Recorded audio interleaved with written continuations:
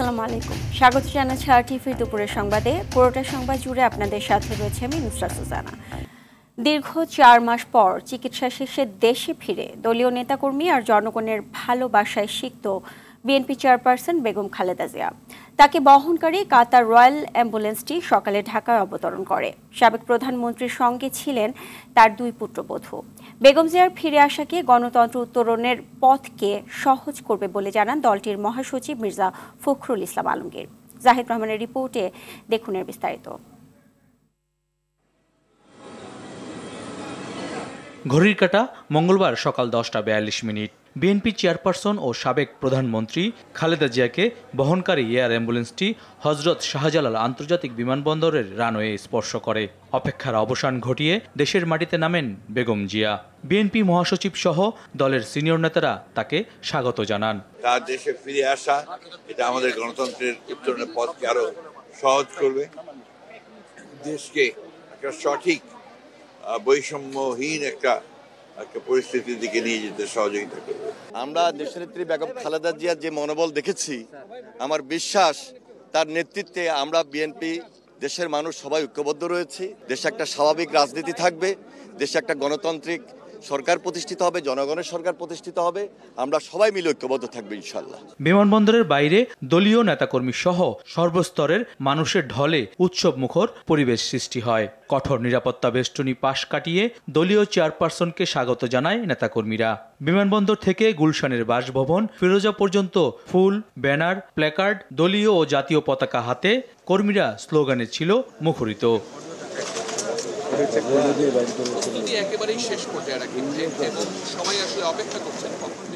10 কিলোমিটারের এই পথে সাবেক প্রধানমন্ত্রী বেগম খালেদা জিয়া, দলের ভারপ্রাপ্ত চেয়ারপারসন তারেক রহমান ও তার স্ত্রী ডাক্তার জুবাইদা রহমানের নামে ব্যানার হাতে নেতাকর্মীদের স্লোগান দিতে দেখা যায়। দীর্ঘ 17 বছর নির্বাসনে থাকার পর শাশুড়ির সাথে দেশে ফিরলেন জুবাইদা। সাবেক প্রধানমন্ত্রীকে স্বাগত জানাতে গুলশানের ফিরোজায়ও জড়ো হয়েছে হাজারো জনতা। জাহিদ রহমান, আরটিভি, ঢাকা। দর্শক, এই মুহূর্তে গুলশানে বিএনপি চেয়ারপারসন বেগম খালেদা জিয়ার বাসভবন ফিরোজায় রয়েছেন সহকর্মী মায়েদুর রহমান রুবেল। সরাসরি যুক্ত হচ্ছেন আমরা সেখানে। রুবেল, বেগম জিয়া কখন প্রবেশ করলেন ফিরোজায় এবং সেখানে উচ্ছ্বসিত নেতাকর্মীদের প্রতিক্রিয়া কেমন দেখছেন? সুজানা, এই মাত্রই প্রবেশ করেছেন খালেদা জিয়া ফিরোজায়, 5-7 মিনিট হবে। তিনি প্রবেশ করার পর আপনি নিশ্চয়ই দেখেছেন যে এই বিমানবন্দর থেকে গুলশানের বাসা ফিরোজা পর্যন্ত দলের নেতাকর্মীদের যে উচ্ছ্বাস, বাঁধ ভাঙা সেই উচ্ছ্বাস কিন্তু আমরা দেখেছি। এবং আমরা যদি আপনাদের দেখানোর চেষ্টা করি আমাদের ক্যামেরার মাধ্যমে যে এখন পর্যন্ত গুলশানে ফিরোজার সামনে এখন পর্যন্ত প্রচুর নেতা কর্মীরা অবস্থান করছেন। আপনারা নিশ্চয়ই জানেন যে ফিরোজার সামনে আইন শৃঙ্খলা রক্ষাকারী বাহিনী অতিরিক্ত নিরাপত্তা দিয়েও আসলে বাঁধ ভেঙে গেছে বালির মতো, যে আবেগ বা উচ্ছ্বাসের বাঁধ কিন্তু ভেঙে গেছে। তারা চেষ্টা করেছিল যে একদম নিরাপত্তা নিশ্চিত করার জন্য খালেদা জিয়ার বাসার সামনেটি, প্রধান সড়কটি মূলত একদম আইন শৃঙ্খলা রক্ষাকারী বাহিনীর সদস্যরা কর্ডন করে রেখেছিলেন। তারা সেখানে নিরাপত্তা বেষ্টনী চৌকি তৈরি করেছিলেন, কিন্তু শেষ পর্যন্ত সেটি আর রক্ষা করা যায়নি। এবং যখন খালেদা জিয়ার গাড়িটি তার বাসার উল্টো পাশ থেকে প্রবেশ করে, ঠিক তখন নেতাকর্মীরা ঠিকই জোয়ারের মতো প্রবেশ করেছে ফিরোজায়। এবং এখনও ফিরোজার সামনে দেখা যাচ্ছে যে নেতাকর্মীরা স্লোগান দিচ্ছেন, তারা তাদের নেত্রীকে কাছে পেয়ে বেশ উচ্ছ্বাসিত। বিএনপি নেতারা বলছেন যে গণতন্ত্রের জন্য খালেদা জিয়ার খুবই প্রয়োজন। বিএনপি নেতারা বলছেন যে গত 17 বছর আওয়ামী লীগের নির্যাতনের সাথে কাছে আপোষ করেনি খালেদা জিয়া, যেই কারণে আগামীর দিনের গণতন্ত্রের জন্য মূলত তারা বলছে যে খালেদা জিয়ার খুবই প্রয়োজনীয়তা রয়েছে, যেই কারণে তারা আজকে তাদের সেই উচ্ছ্বাসের বহিঃপ্রকাশ ঘটাচ্ছে। আইন শৃঙ্খলা রক্ষাকারী বাহিনীর সদস্যরা তারা এখানে নিরাপত্তার জন্য কাজ করছে। আমরা দেখানোর চেষ্টা করছি যে আসলে মূলত যে বিষয়টি আমরা দেখানোর চেষ্টা করছি সেটি হচ্ছে গিয়ে খালেদা জিয়ার কার্যালয়ের সামনে গুলশানে আসলে নেতাকর্মীদের প্রচুর এখন পর্যন্ত তাদের যে অবস্থান, সেই অবস্থানটি আপনারা দেখতে পাচ্ছেন। তারা থেমে থেমে স্লোগান দিচ্ছেন এবং আমরা দেখতে পাচ্ছি যে আইন শৃঙ্খলা রক্ষাকারী বাহিনীর সদস্যরা মূলত খালেদা জিয়ার বাসার সামনে অবস্থান নিলেও নেতাকর্মীদের সেই বাঁধ ভাঙা উল্লাস ঠেকানো আসলে সম্ভব না। আপনি নিশ্চয়ই জানেন যে 4 মাস পর খালেদা জিয়া ফিরেছেন এবং তার সাথে ফিরেছেন তার 2 পুত্রবধূ তারেক রহমানের স্ত্রী ডক্টর জুবাইদা রহমান এবং প্রয়াত আরাফাত রহমান কোকোর স্ত্রী শর্মিলা রহমান এবং এই প্রায় 1 যুগ পর দেখেছেন যে খালেদা জিয়া চালকের পাশের বাম পাশের সিটটিতে বসেছেন। তিনি আগের চেয়ে অনেকটা সুস্থ বলছেন বিএনপি নেতাকর্মীরা এবং খালেদা জিয়ার এই সুস্থতার কারণে দলের নেতাকর্মীদের মধ্যে একটি চাঙ্গা ভাব চলে এসেছে এবং তারা বিএনপি নেতারা বলছেন যে আগামী দিনের রাজনীতিতে খালেদা জিয়া আসলে ভূমিকা রাখবেন এবং সেই প্রত্যাশায় মূলত তারা করছেন এবং তারা চাইছেন যে অবিলম্বে একটি নির্বাচনের দাবিও করছেন বিএনপি নেতাকর্মীরা এই সুযোগে।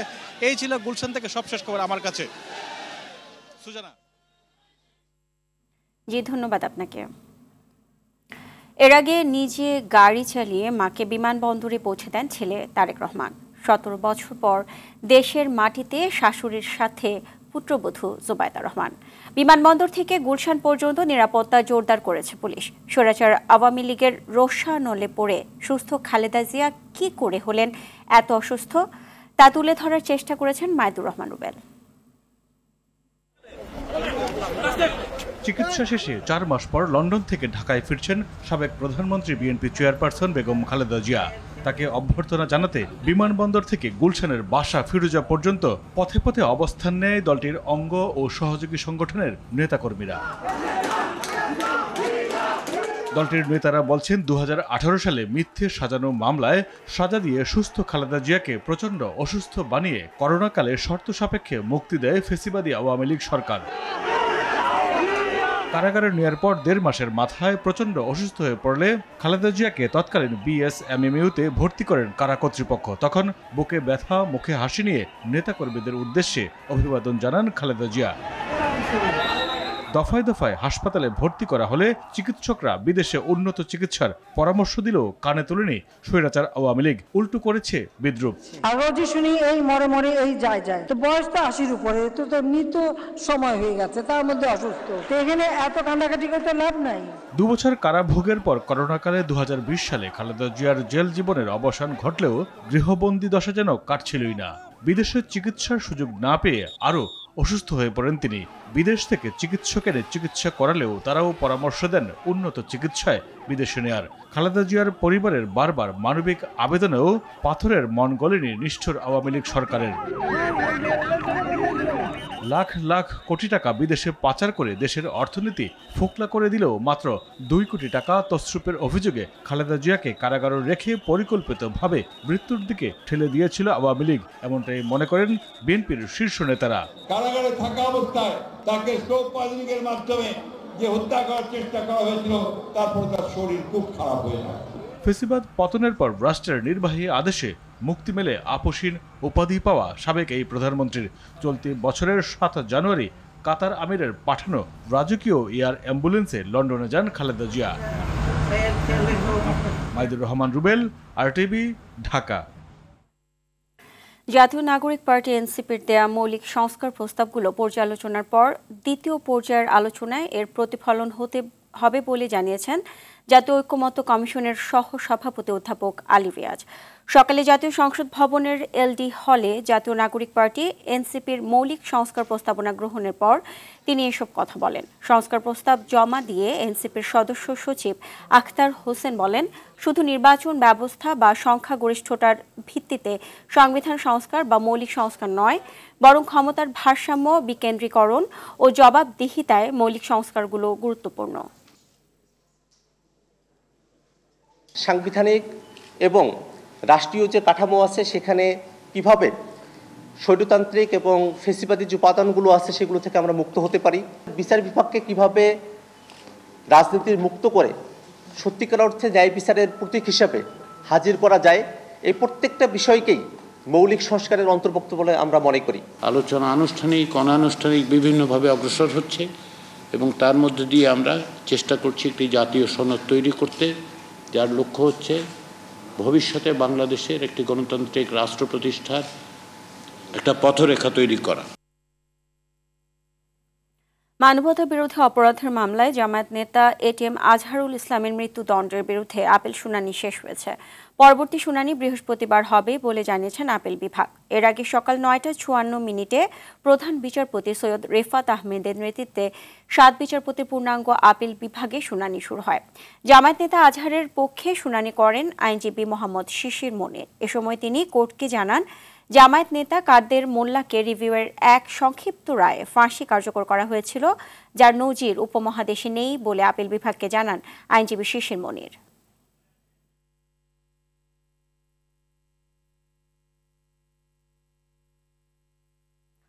অবৈধভাবে মজুতকৃত খাদ্য অধিদপ্তরের প্রায় ২৬,০০০ কেজি চাল ও প্রায় ১৬,০০০ কেজি আটা জব্দ করেছে যৌথ বাহিনী। গতরাতে গেন্ডারিয়া ও শ্যামপুর এলাকার ২টি গুদামে অভিযান চালিয়ে সরকারি ট্যাগযুক্ত এসব মালামাল জব্দ করা হয়। অবৈধ এসব খাদ্যপণ্য অধিদপ্তরের কিছু অসাধু কর্মকর্তার থেকে সংগ্রহ করে দেশের বিভিন্ন বাজারে সরবরাহ করছে একটি সিন্ডিকেট। অভিযানের খবর পেয়ে জড়িত দোকান মালিক ও কর্মচারীরা পালিয়ে যায়। তবে এই ঘটনায় একজনকে গ্রেপ্তার করেছে যৌথ বাহিনী। তদন্ত করে জড়িতের বিরুদ্ধে ব্যবস্থা নেওয়া হবে বলে জানায় নির্বাহী ম্যাজিস্ট্রেট।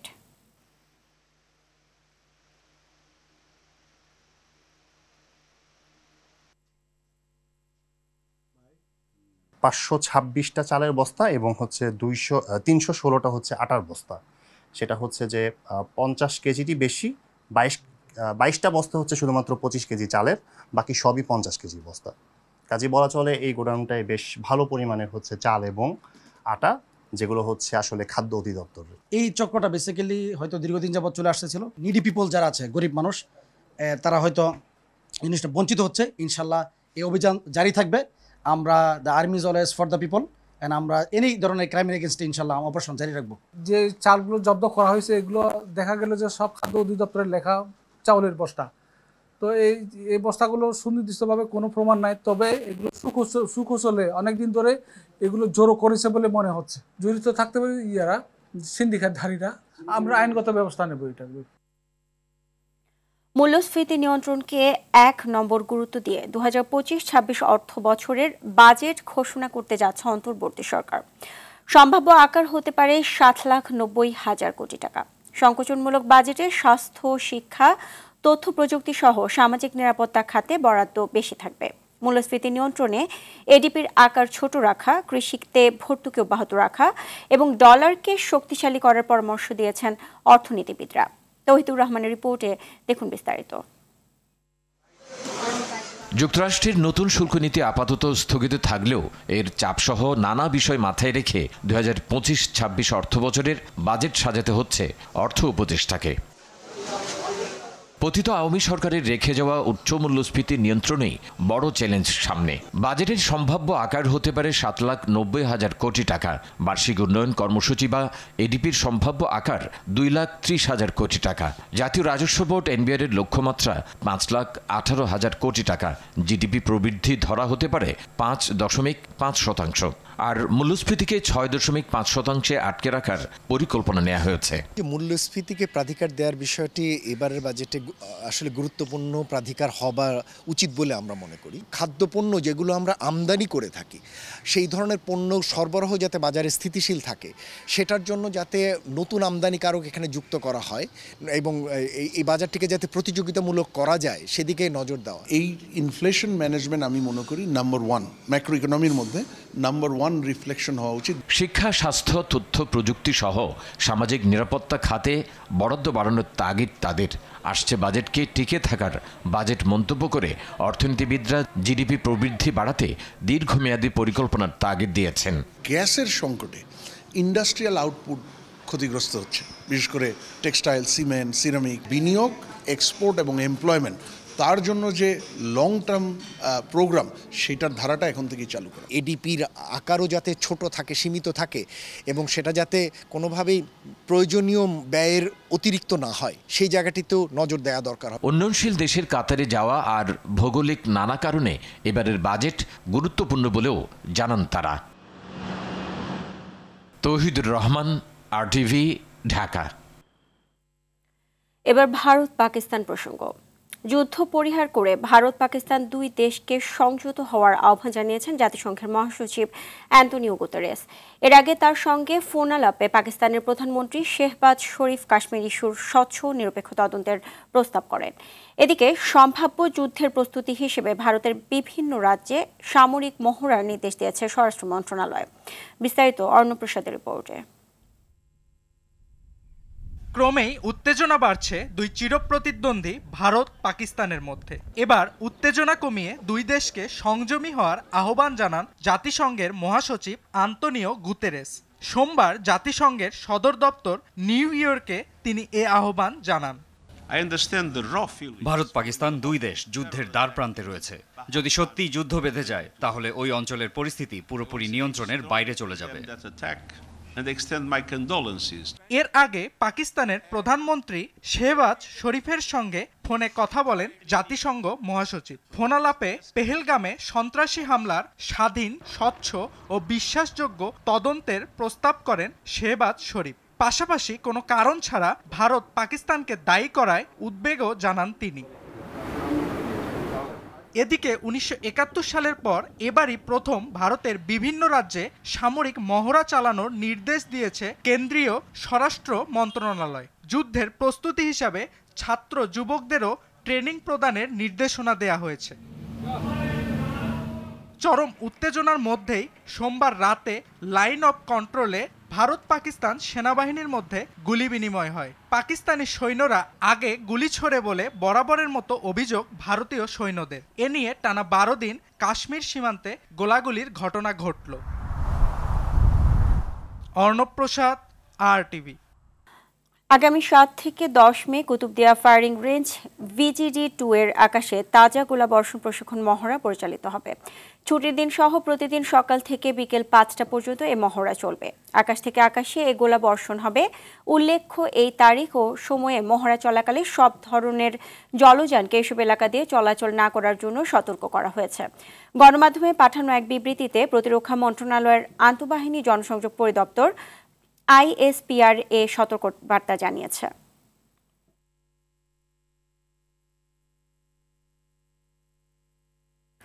ভোলায় বাস শ্রমিক ও সিএনজি অটোরিকশা চালকদের মধ্যে হাতাহাতির ঘটনায় তৃতীয় দিনের মতো চলছে বাস ধর্মঘট। ফলে সকাল থেকে বন্ধ রয়েছে ভোলার অভ্যন্তরীণ 5টি রুটের বাস চলাচল। এতে ভোগান্তিতে পড়েছেন দূর দূরান্ত থেকে আসা যাত্রীরা। অনেকে বাধ্য হয়ে ছোট ছোট যানবাহন, ইজি বাইক, মাইক্রোবাস ও মোটর সাইকেলে করে অতিরিক্ত ভাড়া দিয়ে গন্তব্যে যাচ্ছেন। এদিকে গতকাল বীরশ্রেষ্ঠ মোস্তফা কামাল বাস স্ট্যান্ডে বাস শ্রমিকরা ইলিশা ফেরিঘাট ও ভেদুরিয়া লঞ্চঘাট এলাকায় সিএনজি অটোরিকশা চালকরা বাসের বিরুদ্ধে অবস্থান নিয়ে মানববন্ধন ও বিক্ষোভ কর্মসূচি পালন করেছেন। গেল রবিবার জেলার উপশহর বাংলা বাজারে বাস শ্রমিক ও সিএনজি অটোরিকশা চালকদের মধ্যে হাতাহাতির ঘটনা ঘটে।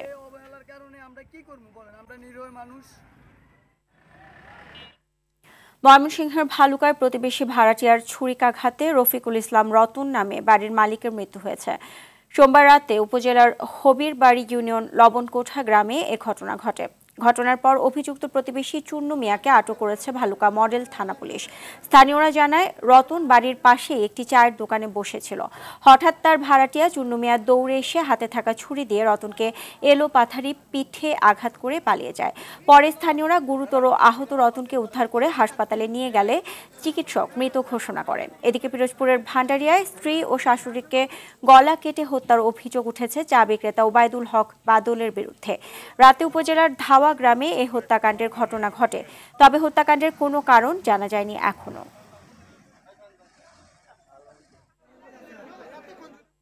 গাজীপুরের গাছা থানার হারিকেন এলাকায় এক নারী শ্রমিক নিহতের ঘটনায় 1 ঘণ্টা ঢাকা ময়মনসিংহ মহাসড়ক অবরোধ করে রাখে শ্রমিকরা। পরে সেনাবাহিনী সহ অন্যান্য আইনশৃঙ্খলা বাহিনীর সদস্যরা অবরোধকারীদের সরিয়ে দেয়। পুলিশ জানায়, সকাল 8:15টার দিকে হারিকেন বাস স্ট্যান্ড এলাকায় এক নারী শ্রমিক ট্রাক চাপায় নিহত হন। পরে ট্রাক চালক পালিয়ে যান। ঘটনার পর সকাল 8:30টার দিকে সহকর্মী শ্রমিকেরা ঢাকা ময়মনসিংহ মহাসড়কে অবরোধ করে। সে সময় মহাসড়কের উভয় পাশে দীর্ঘ যানজটের সৃষ্টি হয়।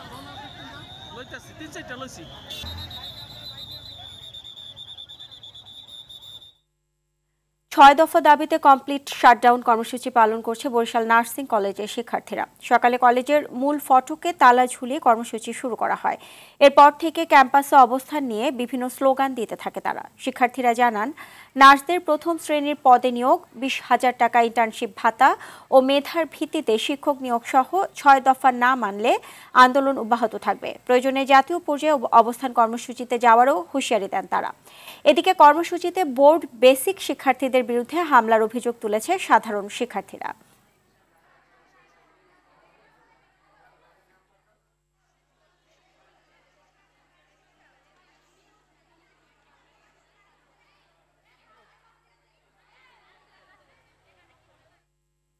প্রধান উপদেষ্টা ডক্টর মোহাম্মদ ইউনূসের সভাপতিত্বে অনুষ্ঠিত হয়েছে উপদেষ্টা পরিষদের সভা। দুপুরে প্রধান উপদেষ্টার তেজগাঁওয়ের কার্যালয়ে এই সভা অনুষ্ঠিত হয়। সভায় অন্তর্বর্তী সরকারের বিভিন্ন গুরুত্বপূর্ণ সিদ্ধান্ত নিয়ে আলোচনা করেছেন উপদেষ্টা পরিষদের সদস্যরা। এ সময় বিভিন্ন মন্ত্রণালয়ের দায়িত্বপ্রাপ্ত উপদেষ্টারা তাদের গৃহীত পদক্ষেপ নিয়ে অবহিত করেন প্রধান উপদেষ্টার কাছে। সেই সঙ্গে দেশের চলমান ও সার্বিক পরিস্থিতি নিয়েও আলোচনা হয় সভায়।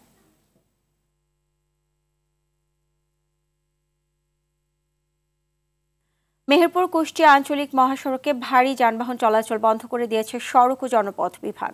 ক্ষতিগ্রস্ত ও সরু কালভার্ট পুনর্নির্মাণে কাজ চলমান থাকায় এই সিদ্ধান্ত নেয় জেলাটির সড়ক বিভাগ। সড়ক ও জনপথ বিভাগ সূত্রে জানা গেছে, কুষ্টিয়া মেহেরপুর চুয়াডাঙ্গা ঝিনাইদহ আঞ্চলিক মহাসড়কের 43 কিলোমিটারে গাংনী উপজেলাধীন মালসাদহ নামক স্থানে পুরাতন কালভার্টের স্থলে নতুন কালভার্ট নির্মাণ কাজ শুরু হয়েছে। এ সময় কুষ্টিয়া হতে মেহেরপুর অথবা মেহেরপুর হতে কুষ্টিয়ার মধ্যে বালু ও পাথর বহনকারী ট্রাক, বাস সহ অন্যান্য ভারী যানবাহনসমূহ গাংনী বাজার হতে হাটবোয়ালিয়া হয়ে বামন্দি সড়কটি বিকল্প সড়ক হিসেবে ব্যবহার করতে হবে। দুপুরের সংবাদ এই পর্যন্তই। জেলা সংবাদ বিকেল 4:45টায় দেখার আমন্ত্রণ রইল। এতক্ষণ সাথে থাকার জন্য ধন্যবাদ সবাইকে।